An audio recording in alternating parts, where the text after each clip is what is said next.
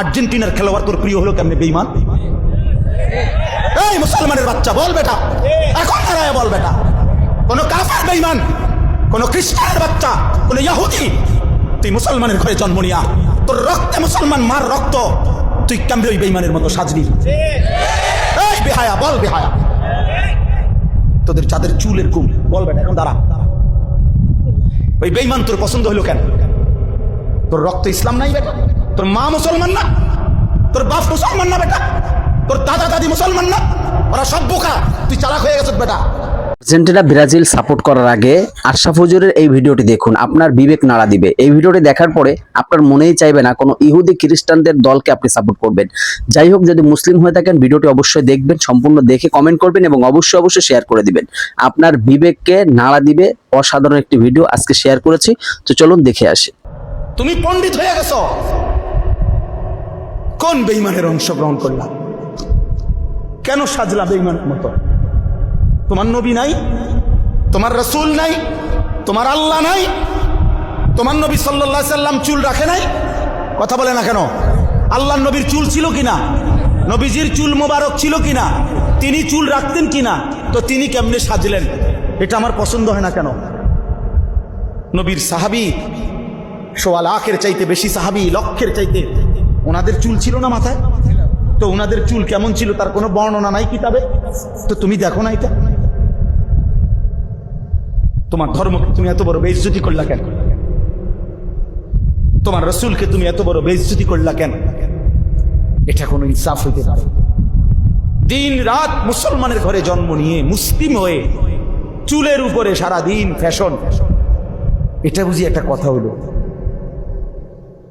আমার ভাই বল, এটা বুঝি একটা কথা হলো?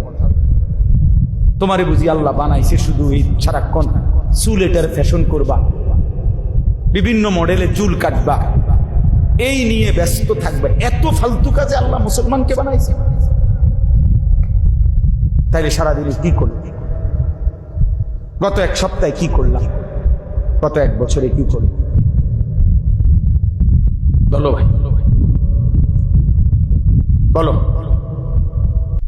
নিজের জন্য ভাবো ভাই, প্রত্যেকের উচিত নিজের জন্য কিছুটা সময় একান্তে ভাবা যে আসলে আমি কে, আমি কোত্থেকে আসছি, কে আমাকে পাঠাইলেন, আমি যা করছি আমার সৃষ্টিকর্তা কি তাই চায়? তিনি যা চায় আমি তা করি কিনা, আমি যা করি তিনি তা চান কিনা? এতটুকু বোঝাপড়া, এতটুকু যদি বিবেকের একটা বোঝাপড়া না থাকে, প্রিয় ভাই আমার, বাস্তবিক অর্থে সে মানুষ হয় না, মানুষ হয় না। এর অনুভূতি যদি না থাকে, আর তো বলা নিজেকেই চিনি না, মানুষ এত বেউকুফ হয় না, সুস্থ স্বাভাবিক মানুষ এমন হয় না। জন্য প্রত্যেকে নিজের জন্য একান্ত ভাবা উচিত। ইয়া আইয়ুহাল্লাযীনা আমানু আলাইকুম আনফুসাকুম, কোরআনুল কারীমের মধ্যে আছে, আল্লাহ তাআলা বলেন, হে ঈমানদারগণ, তোমরা প্রত্যেকেই নিজেকে আঁকড়িয়ে ধরো। আলাইকুম আনফুসাকুম, আলজিমু, আলাইকুম অর্থ নিজেকে মজবুতভাবে ধরো, নিজেকে গড়ো, নিজের দিকে খুব নজর দাও। তাহলে মানুষের সেবা, মানুষের কল্যাণ, এটা নিঃসন্দেহে ভালো কাজ, কিন্তু নিজেকে না ভুলে যাওয়া এটা অনেক বড় বোকামির কাজ। উনি তো মাশাআল্লাহ সর্দার সাহেব, মাতবর সাহেব, বিকাল ৩টা থেকে রাত 10টা পর্যন্ত বিরাট বড় মেল করে দরবার করে এই 4 হাত রাস্তা অথবা 1 হাত রাস্তা এই বাড়ির বাইর করে দিছে। মাশাআল্লাহ ভালো কাজ করছে, কিন্তু আসরের নামাজও পড়ে নাই, মাগরিবও পড়ে নাই, এশার নামাজও পড়ে নাই। এত ভালো না, এত ভালো কি আপনারা এত ভালো করতে কইছেন? নিজের নামাজ ভুলে গেলেন, নিজের আখিরাত ভুলে গেলেন, এটা নিঃসন্দেহে বোকামি ছাড়া কিছু। স্ত্রী সন্তানের জন্য, ছেলে মেয়ে বউ বাচ্চার জন্য এই পরিমাণ মাথার ঘাম পায়ে ফেলাইল, রাত দিন কষ্ট করছে 40 বছর, কিন্তু হালাল না হারাম, জায়েজ না না জায়েজ, এইটার কোনো ধার ধারে নাই। সুদ, কিস্তি, ঘুষ, মিথ্যা, ওজনে কম দেওয়া, ঠকানো, বাটপারি, সিটারি করে সব রকমে মিলাইয়া বিল্ডিং এর কাম শেষ করছে। 30 শতক জায়গা দিয়ে একটা বাড়ি করছে এবং উত্তর দিচ্ছে, নিজে নিজে বলে যে সংসারের জন্য জীবনটা শেষ করছে। এমন জীবন আমাদের শেষ করতে আল্লাহ বলে নাই, ইসলাম বলে নাই, পৃথিবীর কেউ বলে নাই। হালাল হারামের মিশ্রণ করে জায়েজ না জায়েজের কোনো ধার ধারলেন না। হালালও খাইলেন, সুদও খাইলেন, কিস্তিও নিলেন, সবই করলেন সংসারের জন্য। এটা আল্লাহ বলে নাই, ইসলাম বলে নাই, কোনো পৃথিবীর কেউ বলে নাই যে তুমি বৈধ হোক অবৈধ হোক, হালাল হোক হারাম হোক, যেমনে পারো বউ বাচ্চার চাহিদা পূরণ করো। এটা পৃথিবীতে কেউ বলে না, আল্লাহও বলে নাই, রাসূলও বলে। তাইলে এই যে নিজেকে ভুলে যাওয়া, নিজের ঈমান, নিজের আমল, নিজের আখিরাত, 20,000 টাকার একটা চাকরি করে, 18,000 টাকার একটা চাকরি করে, এই সামান্য কদ্দুর চাকরির জন্য জোহরের নামাজ পড়ে না, আসরের নামাজ পড়ে না, সামান্য একটা চা দোকানদারি করে, একটা অটো চালায়। আহা মুসলমান, এই সামান্য কদ্দুরের জন্য এক ওয়াক্ত নামাজ পড়ে না, কিন্তু উত্তর দিতেছে যে এই কষ্ট করতেছি, রোদে পুড়তেছি, গামে ভিজতেছি, বৃষ্টিতে ভিজতেছি, হুজুর সংসারের জন্য, বউ বাচ্চা, কিন্তু নিজের সেজদা, নিজের আখিরাতের কোনো খবর নাই। নিঃসন্দেহে এই লোক আহাম্মক আর বোকা ছাড়া আর কিচ্ছু।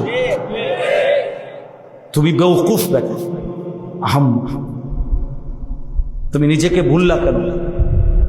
আল্লাহ তাআলা বলছে আলাইকুম আনফুসাকুম আলজিমু আনফুসাকুম। ঈমানদার মুমিন নিজেকে মজবুত ভাবে ধরো।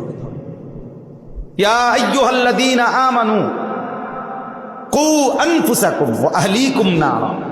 আল্লাহ বলছে হে ঈমানদার, নিজেকে জাহান্নামের আগুন থেকে বাঁচাও এবং পরিবারের সদস্যদেরকে জাহান্নামের আগুন থেকে বাঁচাও।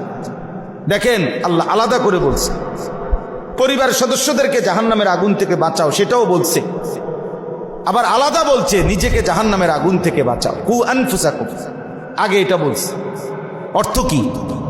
অর্থ হইল জীবন চলার পথে যদি কখনো এমন হয় যে স্ত্রী সন্তানও আর আল্লাহকে মানে না, নামাজ পড়ে না, সেজদা দেয় না, হাজার চেষ্টার পরেও, হাজার বলার পরেও ঘরের মানুষগুলো আর আল্লাহ খোদা আখিরাত মানে না, আল্লাহ বলতে চাচ্ছে বান্দা তখনও মোমেন তুমি নিজের একা হলেও নিজের জাহান্নামের আগুন থেকে বাঁচো। একা হলেও জাহান্নাম থেকে বাঁচতে হবে, একা হলেও একাই যুদ্ধ করতে হবে। এই কাজেই নিজেকে ভুলে যাওয়ার কোনো সুযোগ নেই। হাদিসের মধ্যে আছে, ওই ভাই তোমরা এই অটো থেকে নামো, নামো মিয়া, এত এত জমিদারি স্টাইলে ওয়াজ হলেন।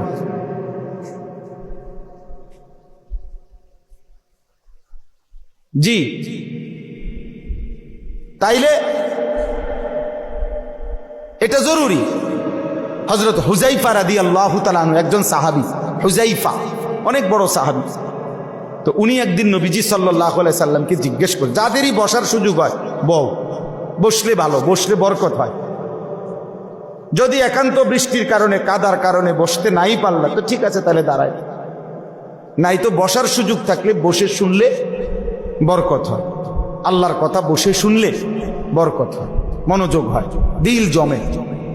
এজন্য আমি সবাইকে বলতেছি, এদিকটা যদি কষ্ট হয়, যদি কোনো কিছু না থাকে তো ব্যবস্থা করে দেন আপনারা আয়োজকরা, না হয়তো জুতার উপরে বসো, বৈশা কোনো না কোনোভাবে, যাদের ফ্যান বেশি সিফ হয় তাদের টানা দিয়া দাও, তো বইও, অনেকের আবার সিফার কারণে বই